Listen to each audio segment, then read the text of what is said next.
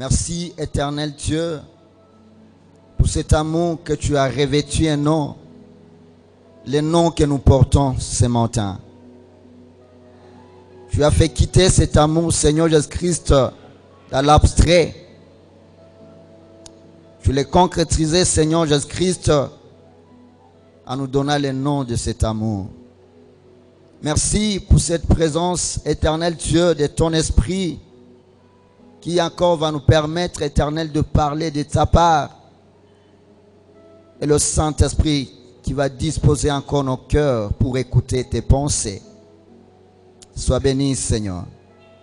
Merci de ce que tu as voulu, Père, que ce matin nous soyons encore, Yahweh, le canal par lequel tu passeras afin de communiquer la vie, de communiquer, Seigneur, tes pensées, ton souhait, Seigneur, pour ton église et ton épouse, que tu attends, chérie, éternelle, et dont tu veux, Seigneur Jésus-Christ, te préparer afin de venir à ta rencontre. J'aimerais, Seigneur Jésus-Christ, disparaître. J'aimerais, Seigneur, diminuer, afin que toi tu croisses, afin que toi tu apparaisses, Seigneur. Je refuse que mes pensées, mon intelligence, éternel Dieu de gloire, puissent intervenir. Mais laisse que ton esprit prenne le contrôle de tout. Mais donne des mots qu'il faut, des paroles qu'il faut, éternel, afin de faire parvenir, Seigneur, ton message. Je me lève contre toute puissance du ténèbre, toute influence du monde des ténèbres, toute errance des pensées, vagabondage d'esprit. Je le soumets au bas de la croix au nom de Jésus-Christ. Tout ce qui va s'opposer à ta parole, afin qu'elle ne trouve pas place dans le cœur des bien-aimés qui est présent en ces lieux, je le chasse au nom de Jésus-Christ. Sois béni, toi le maître des temps, des circonstances. Au nom de Jésus, nous prions ainsi. Amen. Alléluia. Avant que nous puissions nous asseoir, nous allons lire la parole de Dieu. Je vais nous demander de nous munir de nos Bibles, que nous puissions lire la parole de Dieu ce matin encore. Nous sommes dans le livre d'Ésaïe, chapitre 55. Nous allons lire le verset 6 et le verset 7. Ésaïe 55.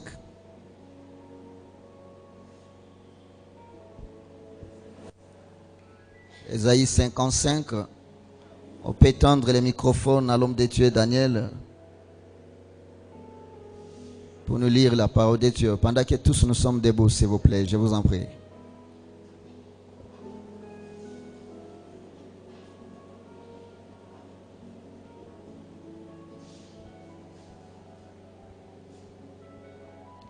Nous y sommes. La parole du Seigneur dans le nom de Jésus-Christ. Alléluia. Ésaïe chapitre 55, le verset 6 jusqu'au verset 7. Je lis dans le nom du Seigneur Jésus. Amen. Cherchez l'Éternel pendant qu'il se trouve. Invoquez-le tandis qu'il est prêt. Que le méchant abandonne sa voie et l'homme d'iniquité ses pensées. Qu'il retourne à l'Éternel, qui aura pitié de lui, à notre Dieu qui ne se lasse pas de pardonner. Amen. Amen. Nous acclamons la parole de Dieu. Nous acclamons la parole de Dieu et nous reprenons nos places. Gloire au Seigneur Jésus-Christ. Je rends grâce à Dieu pour la faveur qu'il m'accorde encore de me tenir au devant de vous. Si le Seigneur pouvait tenir compte de nos faiblesses, de nos tailles, de nos provenances, nous ne pouvions pas être là. Mais seulement c'est une grâce que le Seigneur nous accorde. Alléluia. Je bénis l'ancien responsable, l'ancien Pierrot, pour cette marque de confiance, les comités directeurs, les anciens. Et vous aussi, je bénis Dieu pour vous, de ce que vous êtes là ce matin, encore pour écouter la pensée de Dieu à son Église, qui est toi et moi. Gloire au Seigneur Jésus. Gloire au Seigneur Jésus. C'est un privilège que le Seigneur nous accorde. Et le thème que nous allons développer encore ce matin, ça se retrouve dans ce même passage que nous venons de lire. Cherchez Dieu pendant qu'il se laisse trouver. Alléluia. Chercher Dieu pendant qu'il se laisse trouver. C'est le thème que nous allons parler dans peu de temps. Ce matin, selon ce que Dieu veut. Je bénis le Seigneur pour la chorale, que le Seigneur vous augmente encore dans l'inspiration des choses. Lorsqu'ils ont chanté, je bénirai l'Éternel à tout le temps et sa louange sera toujours dans ma bouche. La partie que j'ai beaucoup aimée, c'est quand ils ont chanté, je cherchais l'Éternel et l'Éternel m'a répondu. Le Seigneur ne s'est pas limité seulement à me répondre parce que je le cherchais, mais il m'a délivré aussi de tous mes tourments, mes frayeurs, toutes choses qui étaient en train de me troubler. Le Seigneur m'en avait délivré. Pourquoi? Parce que je cherchais l'Éternel. Et ils ont continué à dire qu'en cherchant l'Éternel, j'ai tourné mon regard vers lui. Alors quand on parle de tourner, c'est-à-dire tu avais une direction de quelque part et maintenant tu t'en détournes de cette direction pour voir dans le sens opposé. Il y a un mouvement à faire, il y a un travail à faire, il y a une décision à faire. Quand on se retourne de la marche, de la direction qu'on avait, c'est que c'est quelque chose qui a pesé et qui a convaincu ton cœur. Et le cœur a convaincu aussi le corps de s'en détourner et de regarder aussi dans la position contraire. Alléluia. Par rapport à ce thème, je consultais les dictionnaires. Chercher veut dire seulement se donner de la peine pour découvrir quelqu'un ou quelque chose. C'est ça, chercher. Le dictionnaire français me définit ainsi. C'est donner de la peine pour découvrir quelqu'un ou quelque chose. Et Dieu, c'est un être suprême. C'est le créateur de l'univers. Et trouver, c'est rencontrer quelqu'un ou quelque chose qu'on cherche. Gloire au Seigneur. Dans peu de mots, c'est la définition de ce concept de notre thème. Chercher l'Éternel pendant qu'il se trouve ou qu'il se laisse trouver. Et nous venons d'écouter ce que j'étais en train de parler concernant la chorale qui nous a inspiré dans cette marche. De dire, je cherchais l'Éternel et pendant que je cherchais l'Éternel, l'Éternel s'est laissé trouver. C'est-à-dire, quand nous parlons de chercher quelque chose, c'est-à-dire la chose, nous ne la voyons pas. C'est-à-dire la chose, nous ne la maîtrisons pas. C'est-à-dire la chose est invisible à nos yeux. C'est-à-dire nous ne possédons pas la chose. Et lorsque nous nous mettons à chercher, on nous dit que chercher, c'est se donner de la peine. C'est se sacrifier. C'est consacrer une énergie. C'est consacrer un courage, un dévouement afin de trouver quelque chose. C'est-à-dire si nous pouvons nous dire que nous cherchons quelque chose et il n'y a pas de peine que nous nous consacrons, parce que nous sommes en train de faucher les choses. Et le Seigneur ce matin, il veut que nous puissions les chercher pendant qu'il peut encore se laisser trouver. C'est-à-dire, lorsque nous voyons la pensée de cette écriture, nous comprenons que lorsqu'il dit que pendant qu'il peut se laisser trouver, c'est qu'il y a un temps où nous pouvons chercher ce Dieu et Dieu ne se laissera pas trouver. Ce temps, nous pensons que c'est un temps qui viendra, alors que c'est un temps qui est déjà là. Parce que le problème de l'église aujourd'hui est surtout des croyants. Parce que je me refuse d'être chrétien. Parce que celui qui dit chrétien, c'est-à-dire celui qui vit conformément à la vie de Christ. C'est celui qui ressemble à Christ. Je préfère bien parler des croyants. Les croyants pensent les choses.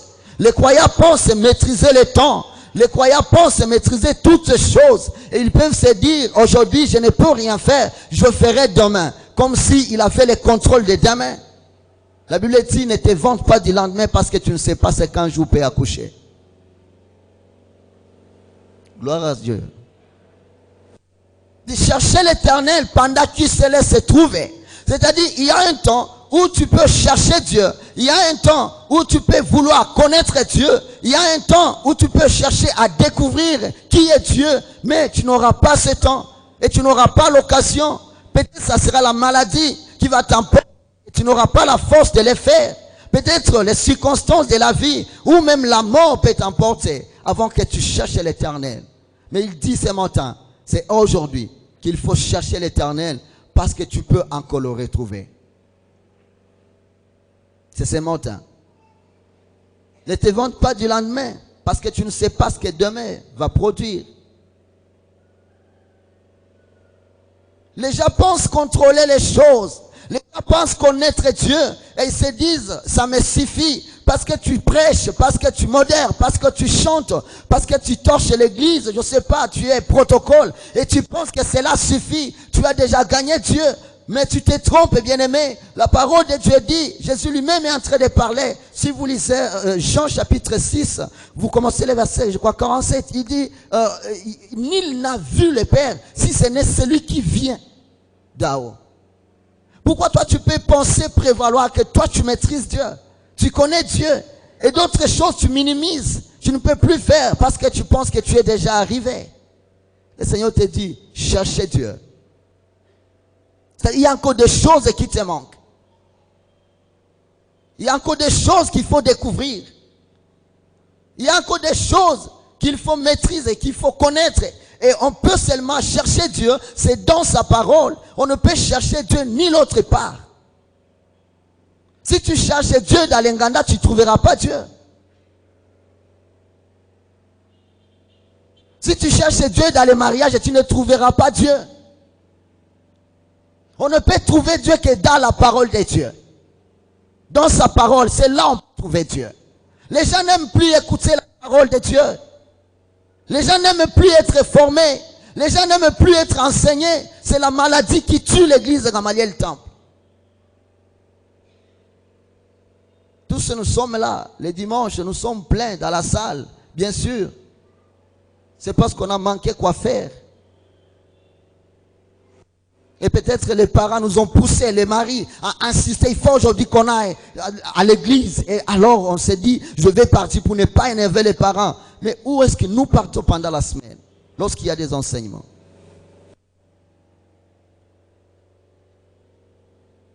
Tu donnes des raisons. J'étudie, je travaille, bien sûr. Le Seigneur t'a accordé ce travail. C'est parce qu'il voulait que tu sois stable, que tu ne trouves pas une porte de péché, parce que tu manques quoi manger, parce que tu manques quoi t'habiller. Il t'a accordé le travail, mais tu commences à brandir le travail. Il est prêt à tuer ce travail parce qu'il n'y a pas sa part dans ce travail. Tu penses que des petites offrandes que tu amènes et des dîmes suffisent. Le Seigneur aura besoin de ton âme. Le Seigneur aura besoin de ta vie. Le Seigneur n'a pas besoin de tes offrandes. Il a besoin de toi, que tu écoutes. Parce que l'objectif principal de Dieu, c'est de gagner d'abord ton âme. Ce n'est pas ton offrande. Il dit, cherchez d'abord premièrement le royaume et la justice de Dieu. Et toutes les choses vous seront données par-dessus. Mais les gens ont détourné la mission de l'église. Les gens ont détourné la mission de Dieu. Dieu ne cherche pas les gens qui cherchent l'argent au lieu de chercher d'abord Dieu. Je ne refuse pas qu'il ne faut pas chercher l'argent. Mais les choses de ce monde ont pris le dessus par rapport à la volonté de Dieu.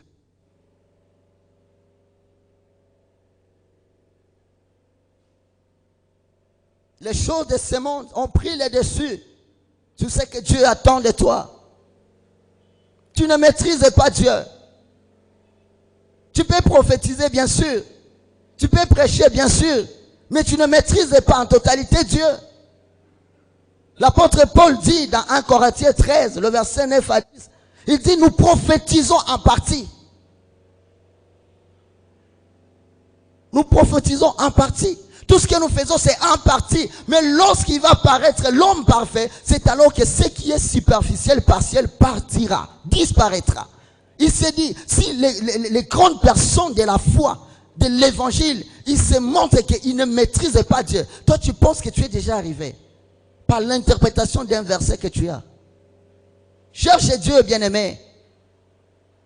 Cherche Dieu. Tu penses que demain tu vas t'engager maintenant à chercher Dieu. Qui t'a dit que demain tu seras? Est-ce que tu connais la volonté de Dieu sur ta vie? Il y a les gens qui conditionnent Dieu. Dieu, si tu ne me bénis pas encore l'argent, je ne vais pas te servir. Si tu ne me bénis pas encore le mariage, je ne vais pas te servir. Bien-aimé, tu vas mourir sans voir cet argent et ce mariage. Dieu restera toujours Dieu. Ce n'est pas ton mariage qui fait de Dieu qu'il soit Dieu. Mais toi, tu es là parce que Dieu veut que tu sois. Ce n'est pas toi qui fais que Dieu soit. Dieu, il est Dieu avec ou sans toi.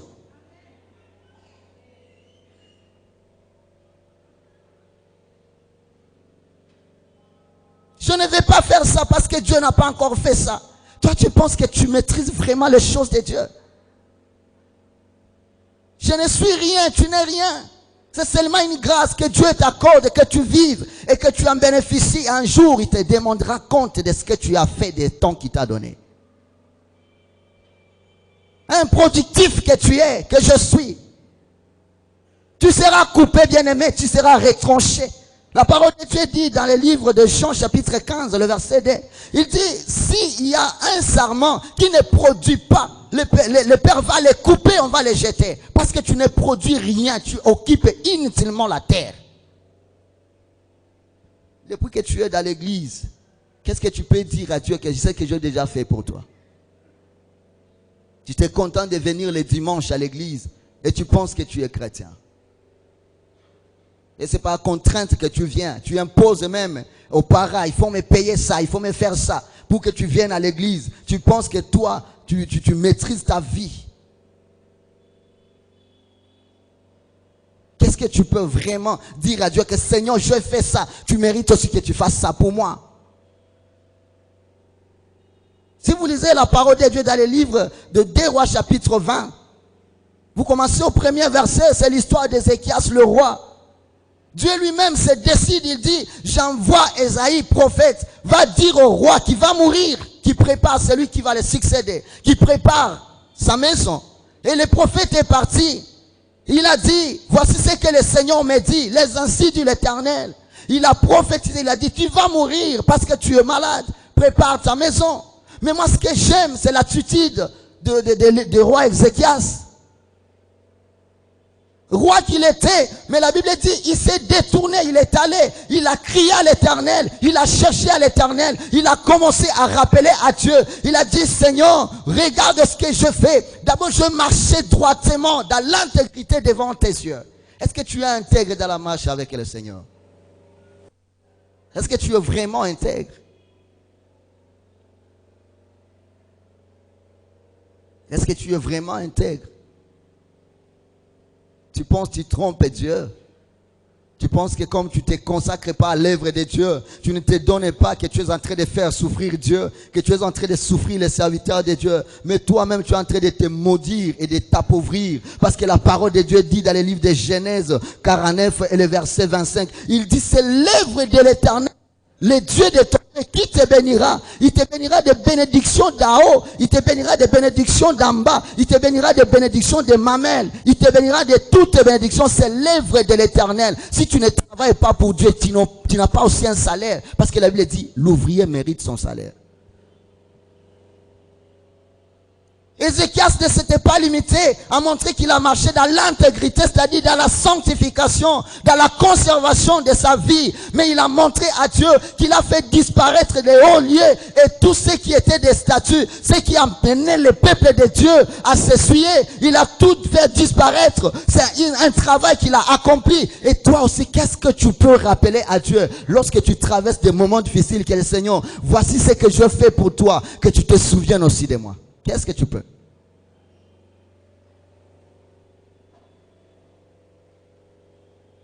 Même ceux qui se consacrent à l'œuvre de Dieu, il le faut avec nonchalance, il le fait avec négligence. Tu es en train de te maudire, parce que la Bible dit, maudit soit celui qui fait l'œuvre de l'Éternel avec négligence. Jérémie 38, 10. Maudit soit. Tu fais des choses comme si tu rends un compte à un homme. C'est possible qu'un homme t'a sollicité pour servir Dieu. Mais ce n'est pas cet homme-là que tu sers. Tu sers Dieu. La Bible dit, il faut faire toutes choses comme si tu es en train de les faire au Seigneur. Je crois Colossiens 3 qui parle de ça. Verset 20 ou 22. Tu fais des choses à ta manière. Il n'y a pas de sacrifice à fond. Tu es tellement superficiel. Et tu penses que tu peux vraiment, vraiment arriver à la bénédiction de Dieu.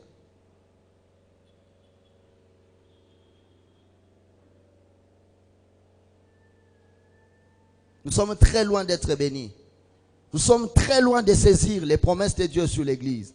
Aussi longtemps, nous ne cherchons pas Dieu de façon particulière. Aussi longtemps, chacun de nous ne se consacre pas à chercher Dieu de façon particulière, à abandonner les péchés. On dit, cherchez l'Éternel pendant qu'il se laisse trouver. Et que l'homme ait de mauvaises pensées, qu'il abandonne sa voie et qu'il se consacre à Dieu, qu'il retourne à l'Éternel. Lui qui ne se lasse pas de pardonner. Bien-aimé, peu importe les péchés que tu as fait, mais si tu reviens à l'Éternel ce matin, il peut encore te pardonner. Pourquoi tu vis dans la culpabilité? La seule chose qui t'est demandé, c'est de t'élever, de revenir à Dieu et il va te pardonner. Alléluia. Il n'y a pas un péché que Dieu ne peut pas pardonner si ce n'est le blasphème contre le Saint-Esprit. Il dit dans le livre d'Ésaïe, chapitre 1er, verset 18, il dit, quand bien même tes péchés pouvaient être rouges comme la cramoisie, il peut te rendre blanc comme la neige. Même si c'est rouge comme la pourpre, il peut te rendre blanc comme la laine. Il n'est pas question que tu restes en train de te culpabiliser. La culpabilité est bonne si et seulement si tu regrettes le péché, tu t'élèves et tu te répands.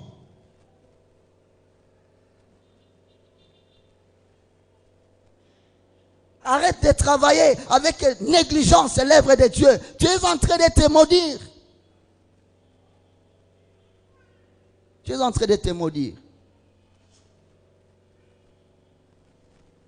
Mon frère nous a chanté Nalola, Togokoma Nalola, lui qui nous a entonné la louange. Oui, mon frère, mais est-ce que c'est tout le monde qui va y aller? Est-ce que c'est parce que nous les chantons? Est-ce que c'est parce que nous les confessons? Nous sommes devenus des chrétiens confessant et non professant la chrétienté, la foi chrétienne.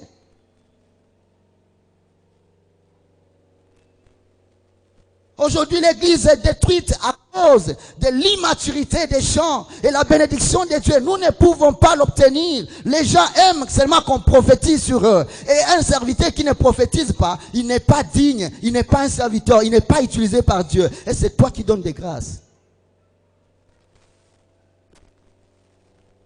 La Bible dit, il a donné à certains les dons de parler en langue, les autres de prophétiser, les autres de miracles, les autres de libéralité, les autres, tous ces dons-là, ils ne sont plus utiles, il faut seulement prophétiser. Et les serviteurs de Dieu, faisons attention, parce que ces vents commencent à nous emporter. Si nous ne prophétisons pas, nous ne sommes pas honorés. Qui t'a dit que tu n'es pas honoré? Comme si l'honneur, c'est toi-même qui te le donne. Si nous marchons dans ce sens, nous sommes loin de vivre la bénédiction de Dieu. Nous sommes très loin, très loin. Les chrétiens commencent à engloutir certains serviteurs de Dieu qui n'ont pas la maturité spirituelle, qui n'ont pas la sagesse spirituelle.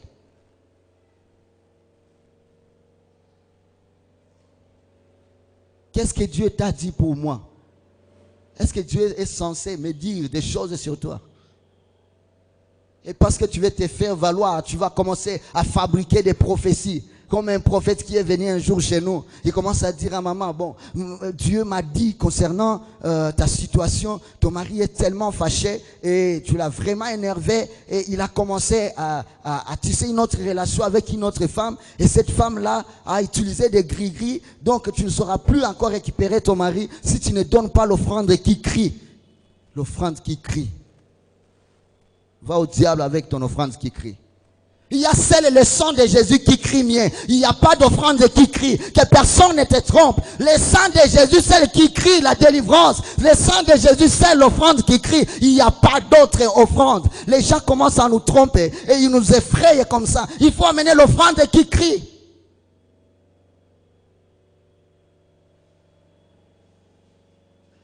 La maman qui est en train de parler, son mari est mort en 2005. Tu cherches à te valoriser à cause des fausses prophéties. Au lieu de te valoriser, tu es en train maintenant de te dénigrer. Arrêtez ces choses. Si Dieu ne te dit de dire, il ne faut pas fabriquer des choses. Pourquoi tu cherches ta propre gloire? Tu es un esclave, tu es un serviteur. Tu ne peux que faire la volonté de ton maître. Ça, servir Dieu.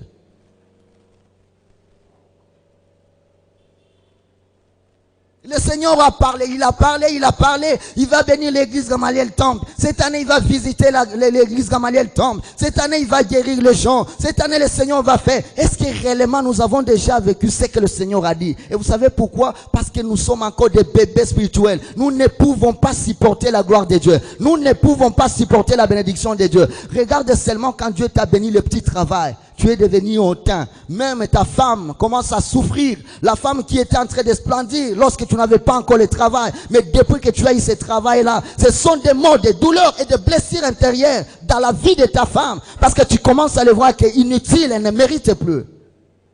Et tu penses que Dieu peut t'ajouter encore. C'est ce que tu penses. Nous sommes loin. Alors loin, loin. Nous pouvons crier. Le Seigneur peut parler, il peut prophétiser qu'il va nous bénir. Mais il va bénir qui? La Bible dit dans le livre de Galates 4, le premier verset, il dit, or, aussi longtemps, l'héritier est un enfant, il ne se diffère à rien d'un esclave. Rien. Quoi qu'il est le maître de tout, on doit l'administrer des administrateurs, des personnes qui vont gérer à sa place. Et tu seras en train de regarder. Tu as besoin de chaussures, mais pour qu'on te donne ça, il faut passer par quelqu'un d'autre. Toi qui devais régner et bénéficier de ces choses. Pourquoi? Parce que nous sommes encore enfants. Ce sont des enfants qui pleurnichent à tout moment. Ce sont des enfants qui quittent l'église parce qu'ils sont chamaillés avec d'autres. Ce sont des enfants qui sont ballottés par-ci, par-là. Les courants prophétiques. Il y a un prophète à tel endroit et tu cours parce que tu es encore un enfant. Tu n'as pas la maturité. Et l'enfant n'hérite jamais ça. Un fils qui hérite. On n'a pas appelé, Jésus ne s'est pas appelé aucun jour enfant de Dieu. Jamais. Il s'appelait fils de Dieu, fils de l'homme. Parce que c'est un fils qui hérite et non un enfant. Et aussi longtemps nous restons les enfants, nous n'hériterons pas la bénédiction de Dieu. Nous allons le voir de loin et nous n'allons pas le saisir. Et nous allons mourir sans pour autant être bénis. Grandissons s'il vous plaît, grandissons. Et on ne peut grandir que par les enseignements. On ne peut grandir que par la formation. On ne peut grandir par la lecture courante de la parole de Dieu. Par des prières. L'église reste pauvre à cause de nous. Ce n'est pas parce que Dieu ne veut pas nous bénir, mais parce que nous ne sommes pas prêts à supporter la bénédiction de Dieu. Tu te réjouis de venir le dimanche et tu t'assois, tu sors. Il n'y a rien de ce que tu fais. Tu uses les chaises inutilement. Tu penses que Dieu ne te regarde pas. Quelle bénédiction que tu attends de Dieu? Je n'entrerai plus là-bas. Parce que ses frères m'ont mal regardé. Il m'a mal répondu. Tu es encore un bébé spirituel. Qui t'a dit que dans l'église, on ne peut pas t'achoper. Nous sommes les humains. Nous sommes les humains. Je ne veux plus servir Dieu. Comme si tu ne sers pas Dieu, Dieu ne peut pas susciter à ses chaises pour le servir. Un jour, Jésus entra en Jérusalem, ce qui devait être, ce qui était censé connaître la royauté, la divinité de Jésus, refusant de le louer et de chanter pour lui. Mais le Seigneur a ordonné les enfants qui étaient à la mamelle, des enfants qui étaient en train de téter, commencent à chanter sa gloire. Hosanna, Hosanna, Hosanna au fils de David. Dieu est capable de susciter à ses chaises et ses instruments, de commencer à les louer, à les servir, si toi tu refuses. Et ta part sera où? Nous n'avons rien à nous glorifier. Le Seigneur t'a donné une grâce. Utilise-les pour le service de Dieu. Et rien que ça, cherche l'Éternel pendant qu'il peut encore se retrouver. L'heure vient et elle est déjà venue. Où tu cherches à entrer dans cette chorale ici, tu ne trouveras pas Lucie. Tu chercheras même que tu sois parmi l'équipe qui torche l'église. Il n'y a pas de petits et de grands serviteurs de Dieu dans la maison du Seigneur. Si et seulement si elles prennent ou ils prennent en compte avec considération l'œuvre qu'ils sont en train d'accomplir à Dieu. Il n'y a pas de petits et de grands. C'est pourquoi j'aimerais attirer l'attention de vous, peuple de Dieu. Vous êtes en train de vous maudire lorsque vous résistez les protocoles quand ils vous arrangent dans l'église. Ces gens se consacrent pour arranger la maison de Dieu, que l'ordre soit. Mais vous venez parce que vous avez porté des basés riches et des vestes en cuir ou comment. Ils vous orientent et vous refusez. Et vous les méprisez parce qu'ils sont en petite taille ou comment. Ils ne sont pas beaux ou belles comme vous. Vous vous maudissez. Il faut arrêter ces choses. Ils ne vous servent pas, ils servent Dieu. Et lorsque vous les résistez, vous résistez à Dieu. Et tout ce que vous allez faire, ça ne sera pas pour la bénédiction, mais pour la malédiction. Arrêtez ces choses. Toi, tu méprises ce qu'il fait, mais qu'est-ce que toi, tu fais dans la maison de Dieu? Depuis combien de temps tu es dans la maison de Dieu? Qu'est-ce que tu as déjà fait?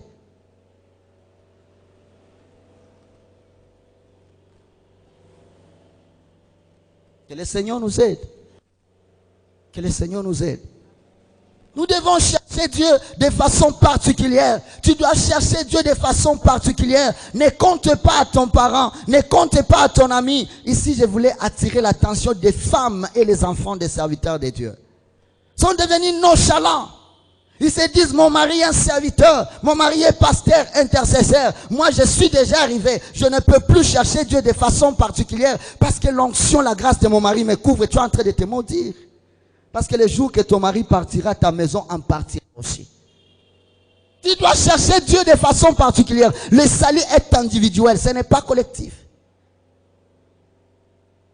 Tu penses arriver parce que ton mari est un pasteur, un serviteur de Dieu?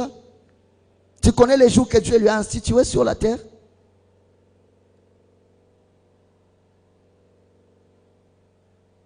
Est-ce que tu connais? Je bénis Dieu pour la vie de mon frère, le docteur Barik. Mon frère, que le Seigneur vous bénisse encore. Quoique enfant du pasteur, mais il se donne corps et âme à tout moment, tout le temps. Il cherche Dieu. Il ne regarde pas que mon père est pasteur. Et toi maintenant? Si lui qui peut bénéficier de sang sacerdotal cherche Dieu, et toi qui n'en as pas, même dans ta famille, personne n'a été même diacre dans l'église. Et tu penses que tu peux être béni? Cherche Dieu ce matin. Cherche Dieu ce matin. Cherche Dieu ce matin. Abandonne le mal, cherche Dieu ce matin. Le Seigneur a besoin que tu le cherches de tout ton cœur, de toute ton âme. C'est alors que ta louange sera grande. L'église, nous n'avons plus le temps de louer parce que les souffrances, les problèmes surpassent même notre force. Et pourquoi cela? Parce que nous ne cherchons pas Dieu. Dieu est loin de nous bénir. Des choses que nous attendons de Dieu, nous sommes loin de les saisir. Aussi longtemps, nous n'avons pas encore gagné Dieu. Aussi longtemps, nous n'avons pas encore gagné Dieu. Il est difficile. Ecclésiaste 12, le premier verset à 9.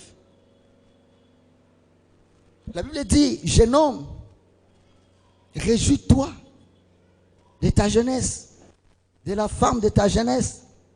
Livre ton cœur à tous les désirs, à tout ce qui te plaît, à tout ce que tu veux faire. Fais toutes ces choses qui te plaisent à tes yeux. Tout ce qui te tape aux yeux et ce que tu considères que tu peux faire. La Bible dit, fais ça. Fais ça. Mais par-dessus de ça, Dieu t'appellera en jugement un jour. Tu vas rendre compte de tout ce que tu fais. Mais ce que j'aime, c'est le verset 3. Il dit, souviens-toi de ton Créateur pendant les jours de ta jeunesse. Souviens-toi de ton Créateur. Avant que les jours mauvais n'arrivent, où tu seras en train de dire, je ne prends plus plaisir de vivre. Tu commenceras à chercher la mort et la mort ne sera pas là. Tu vas boire le poison, mais le poison sera encore des bonbons au chocolat dans ta bouche. Tu vas chercher quelqu'un qui peut te tuer. Tu peux même te heurter à un véhicule, ça ne va pas te tuer. Pourquoi? Parce que Dieu te permettra que tu vois ta destruction. Cherchez Dieu pendant qu'il est temps. Bien-aimés, jeunes frères, vous pensez que vous êtes arrivés, vous êtes beaux, vous pouvez faire tout ce que vous voulez. Oui, allez-y, faites ça. Mais le Seigneur t'appelle au jugement un jour. Et il te demandera de ce que tu as fait de ta jeunesse. Les cultes des jeunes, vous êtes disparus, des jeunes spéciaux. Ce sont des choses des enfants comme si toi tu es mature. Si tu pouvais te regarder, les réactions, les choses que tu es en train de faire, que tu es en train de poster, tu peux vraiment te dire que toi tu es mature vraiment. Viens à la jeunesse, tu te vois que tu es déjà émancipé. Je ne sais pas le terme que vous utilisez. Non, tu n'es rien.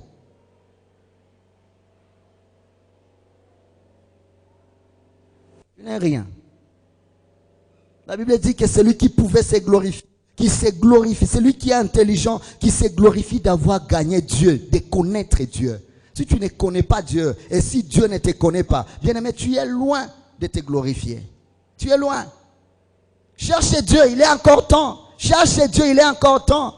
Consacre-toi à Dieu. Cherche la vie de sanctification. Cherche encore à connaître plus la volonté de Dieu, la parole de Dieu par les enseignements, par la formation, dans des prières fortes, bien-aimés. Cherche Dieu, les jours sont mauvais. L'heure vient. L'heure vient. Jésus dit, et Dieu dit dans la parole, dans le livre d'Amos 8, commençons le verset 11. Il dit, ainsi dit l'Éternel, voici les jours viennent où je vais amener la disette, la famine. Ça ne sera pas de manquer le pain, mais ça sera la soif de la parole de Dieu. Les gens vont chercher la parole de Dieu. Vous allez chercher les serviteurs de Dieu pour prier pour vous enseigner. Ils ne seront plus là. Profitez, profitez, profitez pendant qu'il est encore temps. Jésus dit dans le livre de Jean, chapitre 9, le verset 4, il dit, laisse-moi faire l'œuvre de celui qui m'a envoyé, tandis qu'il est encore jour. La nuit vient où personne ne peut travailler. C'est le temps que Dieu te fait à son service. C'est le temps que Dieu veut que tu exerces. C'est le temps que Dieu veut que tu te consacres. C'est le temps que Dieu te cherche, bien-aimé. N'attends pas demain, parce que demain ne t'appartient pas.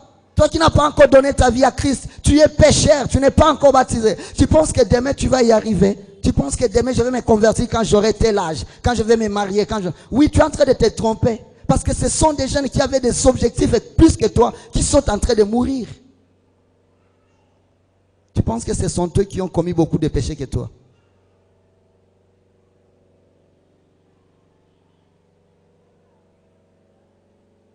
Ce n'est pas le cas. Le verset 9 d'Ecclésiaste, il dit, avant que l'esprit ne rentre à celui qui l'a créé et que la terre retourne là où on l'a tiré. Tu es une terre, je suis une terre. Et notre place est là, vide, en attendant quand on va nous remettre là-bas. Mais on nous dit, avant que ce jour n'arrive, cherche d'abord l'Éternel. Cherche à travailler pour l'Éternel. Souviens-toi de ton Créateur. Ne te glorifie pas de la beauté que le Seigneur t'a donnée pour en faire autre chose. Cherche Dieu. Nous aimons les choses et son contraire. Nous attendons à la bénédiction de Dieu. Nous sommes loin de saisir cette bénédiction si nous n'avons pas Dieu. Exemple d'une fille. Une fille qui aimait un chien de son voisin. Son voisin, c'était un garçon qui avait son chien. Et cette fille-là regardait chaque matin ses chiens. Il regardait, il enviait vraiment ses chiens. Elle a pris le courage d'aller dire à son voisin, monsieur, est-ce que je peux t'acheter ces chiens parce que j'aime beaucoup ces chiens. Le monsieur a dit, moi aussi j'y tiens beaucoup. Je ne peux pas vendre ces chiens. Et la fille était tellement tourmentée. Elle était tourmentée chaque jour. Quand elle s'est réveillée, elle voyait ses chiens. Elle se disait, comment je peux trouver ces chiens? Il demande, est-ce que je peux trouver les chiens qui est comparable à ça? Il dit, non, non, c'était seulement l'unique. Et la fille était tellement troublée. Mais ce que j'aime, c'est la démarche que la fille a faite. La fille est allée chercher son ami qui était mature. Elle a posé la question. Elle dit, mon ami, moi je désire vraiment les chiens de mon voisin. Je lui propose l'argent, mais il refuse. Écoutez, celui qui était mature, il lui dit, tu es mal parti. Parce qu'il n'a pas affiché pour dire que chien à vendre. Est-ce qu'il a dit ça? Non. Mais son ami lui a conseillé, il a dit, si tu veux ces chiens, il faut gagner d'abord les propriétaires de ces chiens. Alléluia. Lorsque tu gagnes les propriétaires de ces chiens, et les propriétaires et les chiens seront pour toi. La fille a commencé des démarches, il a séduit ces garçons. Ils se sont mariés et les chiens l'ont appartenu. Alléluia. Bien-aimés, nous sommes les épouses de Christ. Nous sommes des fiancés de Christ. Nous sommes censés Tu cherches la bénédiction de Dieu. Tu ne trouveras pas la bénédiction de Dieu lorsque tu ne seras pas en communion avec ces dieux-là. Si tu veux bénéficier de la grâce, de la bénédiction de Dieu, cherche d'abord à gagner le cœur de ces dieux. Cherche d'abord à gagner ces dieux. C'est alors que tout ce que ces dieux a sera pour toi. Si tu ne fais pas ça, tu attendras longtemps et tu ne verras jamais la bénédiction de Dieu. Alléluia. Cherche Dieu pendant qu'il est temps, pendant qu'il se trouve. Cherche Dieu.